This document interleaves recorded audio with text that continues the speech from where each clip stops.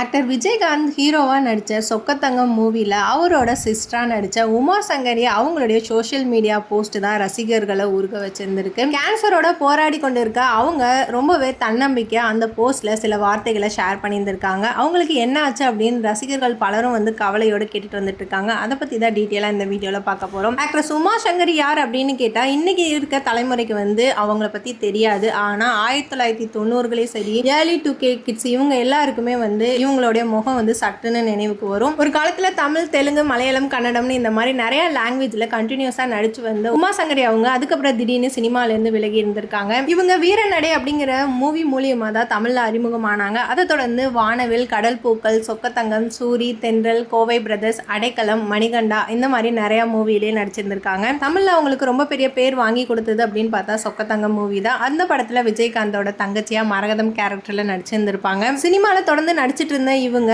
2006 Dushyant அப்படிங்கிறவங்கள marriage பண்ணிக்கிட்டாங்க. Marriage பண்ணதுக்கப்புறம் மூவியில் நடிக்கலைனாலும் வள்ளிங்கிற சீரியலில் நடிச்சிருந்தாங்க. அதுக்கப்புறம் அவங்க சினிமாவிலையும் சரி, சீரியல்லையும் பெரிதாக நடிக்கல. இந்த நிலையில் உமா சங்கரி வெளியிட்ட இந்த போஸ்ட் தான் தனக்கு ஸ்டார்டிங் ஸ்டேஜ் மார்பக புற்றுநோய் கண்டறியப்பட்டிருக்கிறதுனால சோஷியல் மீடியாவில் எல்லாருக்குமே இதை தெரிவிச்சிருந்திருக்காங்க. தற்போது சிகிச்சையோட ஒவ்வொரு கட்டத்தையும் ஃபேஸ் பண்ணிட்டு இருக்கேன்னு அந்த போஸ்ட்டில் ஷேர் பண்ணியிருந்திருக்காங்க. அதில் சில நாட்கள் கூட ரொம்பவே கடினமாக இருக்கிறதாகவும் அதை வலிமையாக உணர்ற நாட்களை கொண்டாட கற்றுக்கொள்றதாகவும் அவங்க ஷேர் பண்ணியிருந்திருக்காங்க. மேலே இருக்க அன்புக்கும் ஆதரவுக்கும் ஃபேன்ஸ்க்கு நன்றி சொல்லியிருந்திருக்காங்க. மேலும் இந்த மாதிரி சினிமா அப்டேட், சீரியல் அப்டேட் பற்றி தெரிஞ்சுக்கணுன்னா மீடியா ரூட் சேனலை சப்ஸ்கிரைப் பண்ணுங்கள்.